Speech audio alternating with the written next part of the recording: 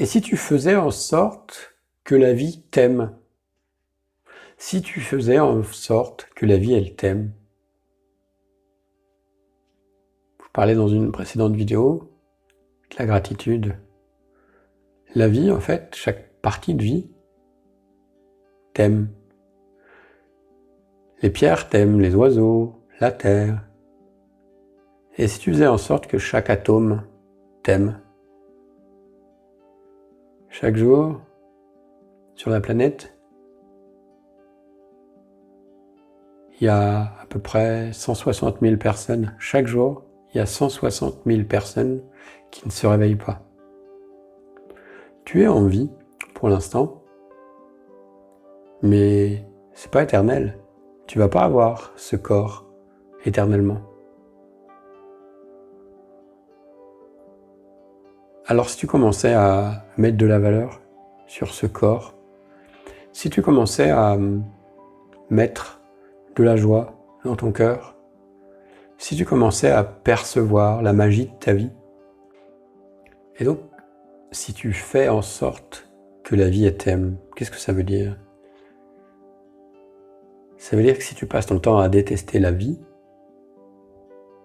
à écrabouiller les fleurs, les insectes, à critiquer tout le monde, critiquer les situations, eh bien, tu vas avoir ça de plus en plus.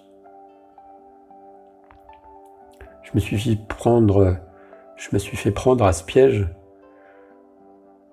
avec le masque. Ça m'a énervé de voir ce masque. J'étais en train de juger les gens qui l'avaient pas comme des idiots et les gens qui l'avaient. Non, l'inverse, bref. Et toi, peut-être tu penses l'inverse.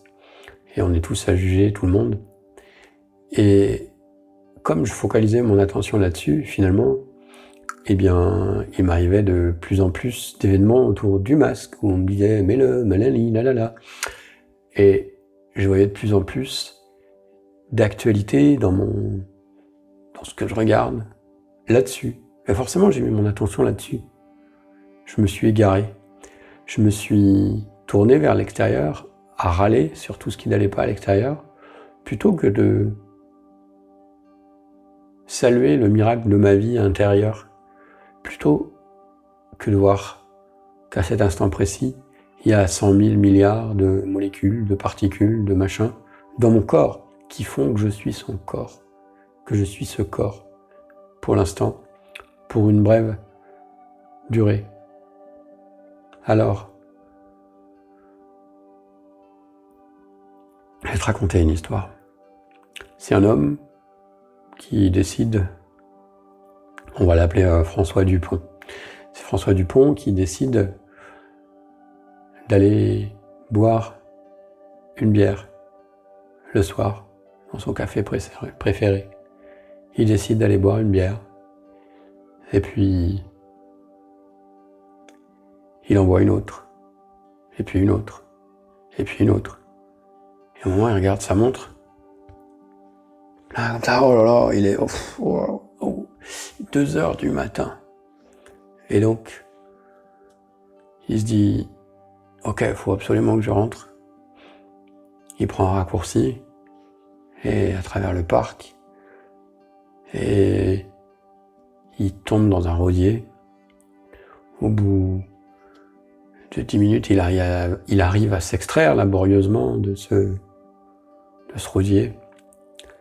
Et enfin, il arrive à la porte de sa maison et il peste parce que la clé, ils ont fabriqué des serrures qui sont encore plus petites et il met au moins 20 bonnes minutes avant de pouvoir arriver à mettre sa clé dans ce fichu trou.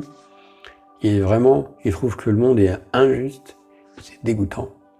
Il arrive dans la salle de bain et comme il a le visage plein d'épines et tout, et il est en sang partout là, de son expérience dans le rosier, eh bien il cherche des pansements, et il met les pansements, voilà, ça lui prend encore au moins une demi-heure.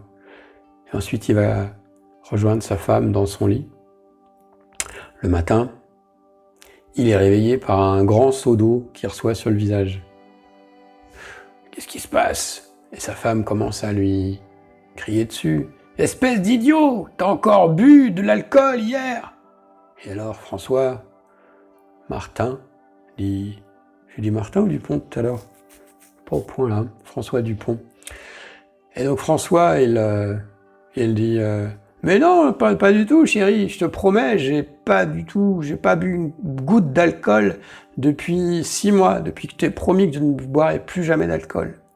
Et sa femme le prend par le col et l'emmène jusqu'à la glace. Et il dit, et ça alors, espèce d'idiot, pourquoi t'as collé tous les sparadraps sur la glace?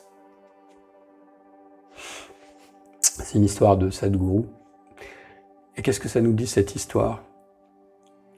Ça nous dit que on a toujours l'impression que ce qui va pas dans le monde, c'est pas nous, c'est les autres, c'est toi, c'est lui, voilà. Et qu'il faut réparer les autres et pas soi. C'est la plus grosse erreur. Des fois, il faut des vies entières pour pouvoir arriver à prendre conscience que tout ce qui nous arrive, c'est notre sort. C'est notre responsabilité. Et il n'y a que nous qui pouvons agir sur nous. Une fois, ma belle-mère, je lui demande aussi, bon, qu'est-ce que tu aimerais changer dans ta vie? Tu avais une baguette magique, tu pouvais changer absolument tout ce que tu veux dans ta vie. Et elle m'a répondu, mon mari, je voudrais qu'il change. Et c'est la même histoire. C'est exactement la même histoire. Tu ne peux pas changer les autres. Tu peux changer toi et toi seul. Alors je crois que cette vidéo, je la fais aussi un peu pour moi. Parce que des fois, je suis aussi en train de critiquer, de juger, etc. Et j'oublie ce que ça crée dans ma vie. J'oublie ce que ça crée comme énergie, que je ne permets pas à la vie de m'aimer quand je fais ça. Et quand je permets pas à la vie de m'aimer, tout déconne. Tout ce que tu fais, ça foire, ça déconne. Et là, j'ai des trucs qui déconnent. Eh ben en fait, je sais d'où ça vient. Donc, premier boulot, pour toi, pour moi aussi, c'est on revient à l'intérieur et on commence par faire le ménage à l'intérieur. Et petit à petit, la vie, quand on lui permet de nous aimer, elle nous aime. Ciao, à plus.